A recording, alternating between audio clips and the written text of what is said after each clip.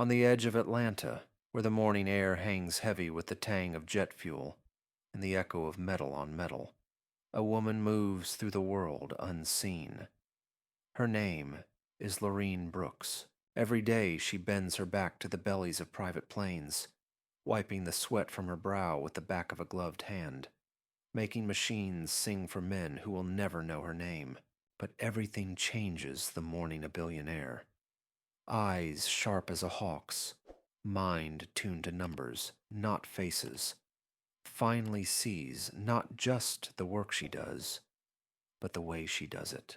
This is not a story about miracles, but about dignity, labor, and humanity. How one woman's perseverance can tip not just a life, but a whole system, a degree closer to right. 6 in the morning, the sun still a low orange bruise behind the city.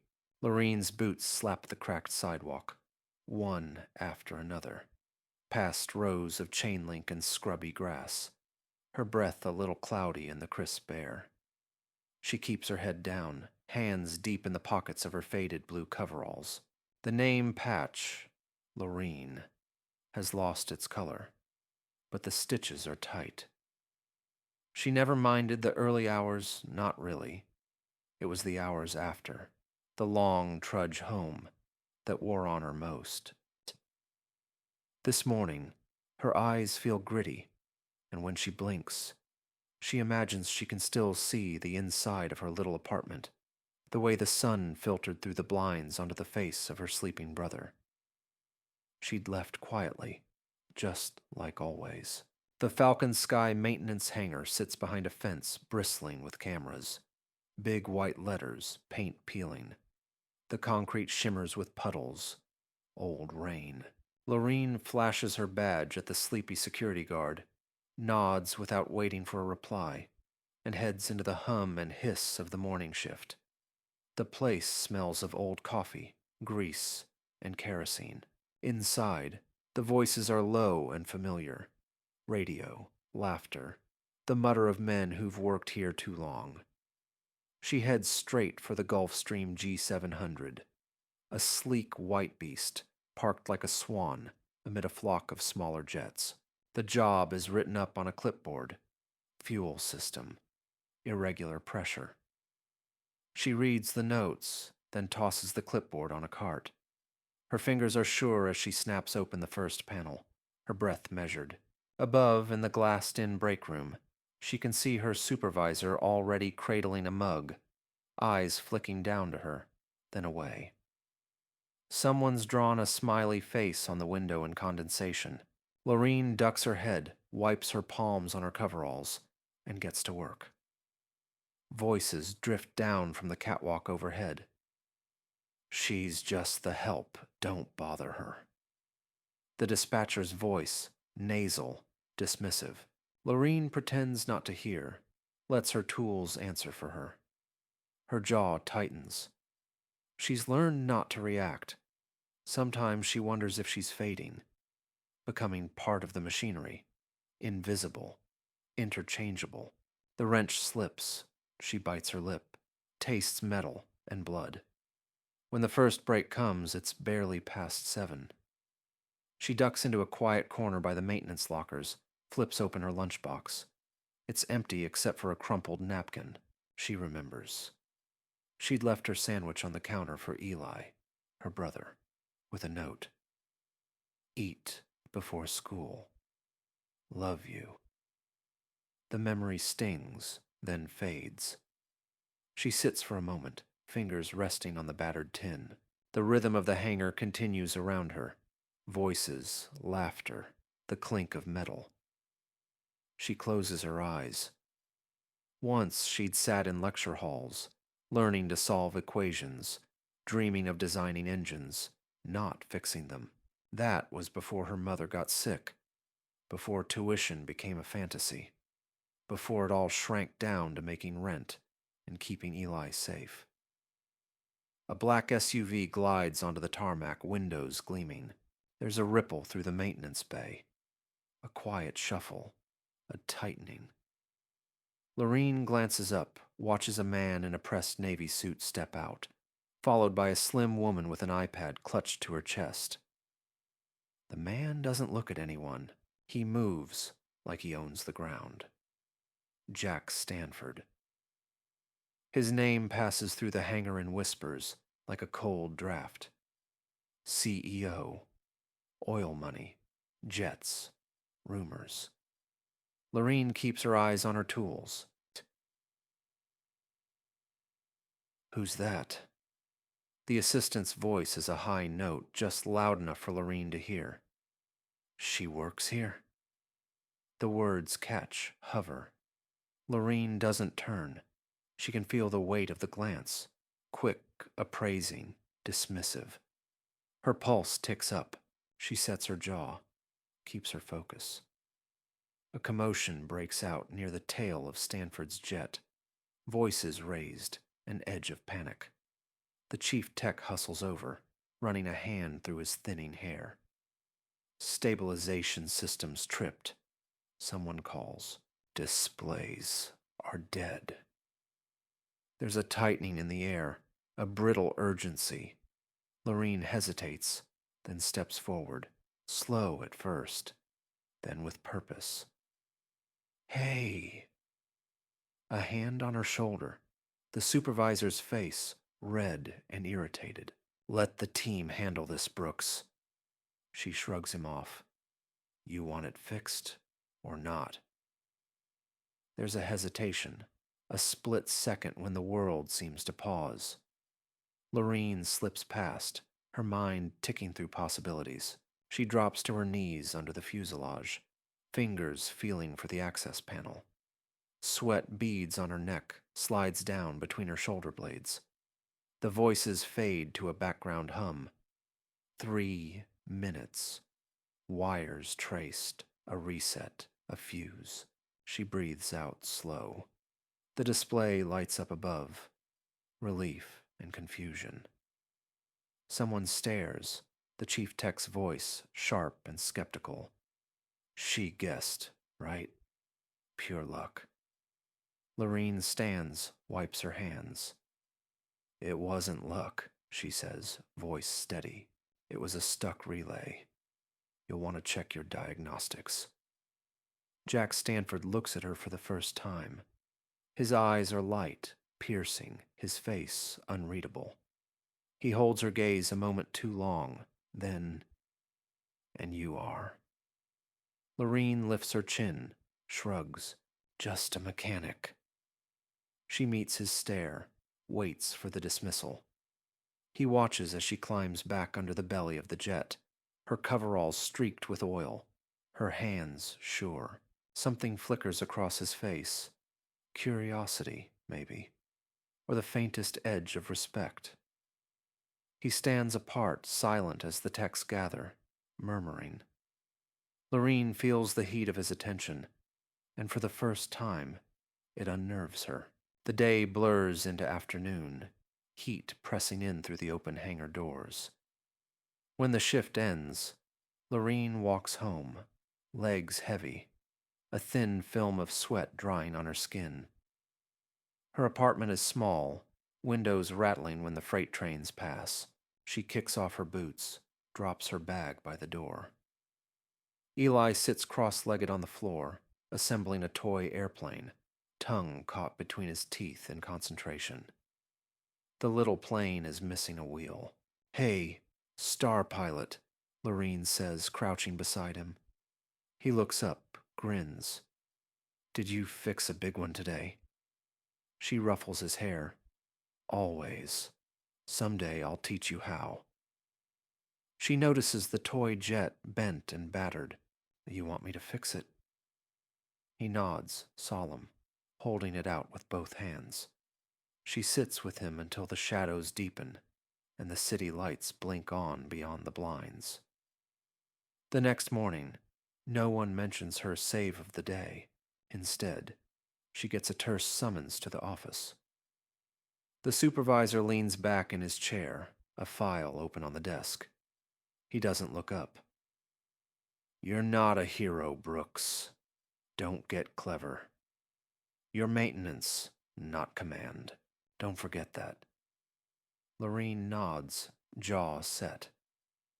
She leaves the office, closes the door quietly behind her. The hangar is loud with laughter, music, the smell of burnt coffee. She takes her place, back among the machinery, her body moving on muscle memory. That night, as she scrubs the grease from her hands, her phone buzzes, a number she doesn't recognize. She hesitates, lets it ring once, twice, then answers, a low, measured voice. Lorene Brooks. She pauses, cautious, speaking. It's Jack Stanford. I'd like to meet. Off the record. She's silent, searching for the catch. I have questions, he says. She weighs the silence. When and where? His answer is quiet, certain. Tomorrow. Cafe by the terminal. I'll be there. She doesn't say yes. She doesn't say no. She listens to his breathing, then hangs up, the click echoing in the stillness. Eli looks up from his coloring book. Who was that? Lorene hesitates, then smiles, soft. Just work, baby. Just work. She sits beside him, the day settling over her like a heavy blanket. But somewhere, beneath the tiredness, there's a quiet spark, a question, a possibility, barely daring to hope. The city hums beyond the window. In the quiet, Lorene sits very still, feeling the world shift just a little under her feet. The cafe by the airport was quiet at 8 in the morning, the kind of place where old pilots nursed their coffee and checked the weather on faded cell phones. Sunlight crept across the floor tiles, catching dust motes in the slow air. Lorene arrived early, boots clean, hair pulled back under a borrowed baseball cap. She sat by the window, hands curled around a mug, watching the traffic on the runway through smeared glass. She felt the weight of the day in her shoulders, but she kept her back straight, her gaze steady. Jack Stanford walked in like he always knew where to step. He wore a gray suit, no tie, eyes sharp as ever, the world moving around him like he was made of stone, and they were water. He spotted Lorene immediately, nodded, then slid into the booth across from her. He set his phone on the table, face down, and studied her like she was a new engine diagram. You always this early? His voice was easy, a little tired, but curious underneath. Lorene glanced up, measured her words. What? When you fix jets, early is the job. She hesitated, sipped her coffee. Why did you call me? He didn't answer right away. The waitress came by, poured him a cup, smiled a little too long. He barely noticed. He drummed his fingers on the table, watching her. I watched you yesterday, he said finally. You saw something my techs missed. You fixed it without backup. Why? Lorene looked down at her hands, the dark lines of grease still in the creases. It was going to turn ugly if I didn't. That's all. He considered her, head tilted. You always like this. No fuss, just in, fix, and gone. She met his eyes. Life's not as tidy as a resume, Mr. Stanford. He smiled, barely. You know engines better than some of my engineers. Where'd you learn? Books, life. Some school until I couldn't. Most of it's repetition and paying attention. She looked back at him. Level. You're not here to ask about my education. He paused, taken aback. For a moment, the CEO mask slipped. No, I'm not. He traced a circle on the table with his thumb. You ever think about moving up? Trying for a tech supervisor spot? My company runs an advanced training center across town. They'd be lucky to have you. Lorene shook her head, almost laughing. I have a brother at home. He needs care. I work these hours so I can be there for him after school. I can't do nights or travel. I can't just pick up and go." Jack leaned back, nodding slowly. "Flexible schedule, then. We can do that." He shrugged off her protest before she could voice it. "I know talent when I see it. People like you don't come through the door every day." She stared at him, long and searching. "You think this is charity?" He grinned. "Almost. No, I don't do charity. I do investment." Silence lingered. She studied the scratches on the tabletop. "You give me the schedule I need, I'll try." His relief showed in a slow exhale. "Deal. Start Monday." By noon, word had trickled through the Falcon Sky hangar like a cold draft. Lorene, the mechanic, was moving to Stanford's Tech Center for a trial. The reaction was immediate. Some shocked, some muttering, some eyes narrowed with envy. On her last day, no one said congratulations. She packed her things quietly, handed in her badge. The supervisor just grunted, barely glancing up. Monday. The air was thick with the smell of new paint and bright linoleum. Stanford's Tech Center was all glass and light, rows of spotless tools gleaming on the benches. Lorene kept her shoulders square, tried to ignore the looks as she walked in. Men in polo shirts and pressed slacks paused mid-conversation, eyebrows raised. Someone at the desk whispered, "She's from the hangar." Another, "She doesn't look like the rest of us." Bob was waiting at her workbench. A big man, pale, arms thick with muscle, grin too wide. "First day, huh?" he said, clapping her on the back, just a bit too hard. "Let me know if you need to find the broom closet." A few others chuckled. Lorene just set down her toolbox, eyes steady. "If you got questions, ask. I'm here to work." All day Bob watched her, too close, too careful. When a new schematic came in, he tossed it on her bench. "Let's see what you got," he said. Lorene bent over the papers, tracing the wiring paths, thinking out loud, catching a subtle design flaw in the hydraulic relay that no one else mentioned. Across the room, one of the engineers, a woman named Uma, wire-rimmed glasses, soft voice, listened with growing interest. At lunch, Lorene sat outside in the sun, lunchbox on her knees. She ate quietly, eyes closed against the chatter. A shadow fell across her. Uma stood there holding out a sandwich. "You missed breakfast," she said simply. Lorene hesitated. "You don't have to.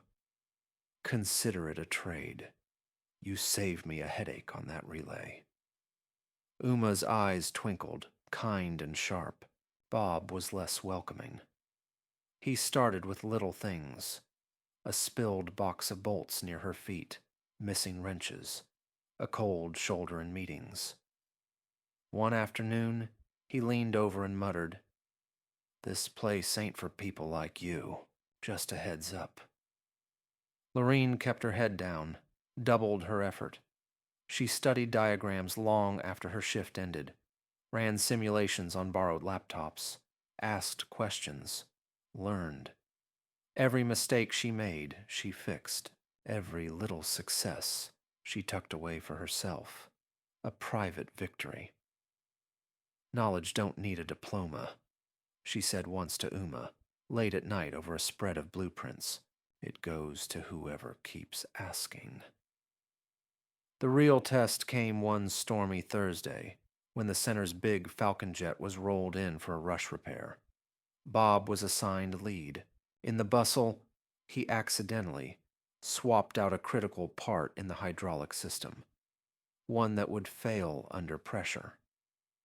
Lorene spotted the switch, heart racing. She knelt by the open panel, double-checked the numbers, then traced the problem back. Step by careful step. She called out, voice steady. "We got the wrong part in here. This'll blow the valve in seconds." The room went silent. Bob glared, red-faced. For a moment, no one moved. Then Uma stepped forward. "She's right. If she hadn't caught it..." She didn't finish. The techs clustered around, murmuring. Lorene replaced the part, checked the system twice. The jet left on schedule. That night, as she packed up, Uma stopped her by the door. She held out a battered book. Thick, pages softened with age. "Aerodynamics," she said. "It was mine. You should have it now." Lorene traced the gold lettering with her finger. "You sure?" Uma smiled. "You earned it." News traveled fast. At the next team meeting, Lorene's name was mentioned. Not as a warning, but as a solution. Someone muttered, "Didn't think she had it in her." Someone else, "She's good, you gotta admit." Jack Stanford showed up that afternoon, arms folded, eyes soft with approval. He found Lorene by the engines, grease on her hands, hair wild under the cap. "You did good today," he said. She looked up, wary. "You get used to the work, not the rest." He sat beside her on the crate, rolling his shoulders. "I was nobody once. Ran from foster care to a factory. Didn't know anyone. People saw what they wanted." He paused, the air around them humming with machines and old ghosts. "You make me remember that." Lorene didn't reply. She just nodded, slow and thoughtful. The next morning, a printed sign was taped to her locker. "Certified Mechanic in Training." Someone had written it in bold, careful letters. She touched it, then went to work, a little taller than before. By the end of the week, her ideas for streamlining inspections were making the rounds. A few techs started coming to her for advice. At a meeting, the director paused when she spoke, considered her suggestions, and nodded. "Let's try it." But shadows lingered. Bob filed an official complaint. "Not certified, not qualified, not one of us." Rumors floated, whispers in break rooms, glances across the cafeteria. Lorene heard it all. She straightened her shoulders, turned to her work, and let the engines answer for her. But that evening, as the storm clouds broke over Atlanta, she wondered how much longer she could walk the line between being seen and being allowed to stay. The conference room was cold, its walls a blank gray that swallowed up sunlight.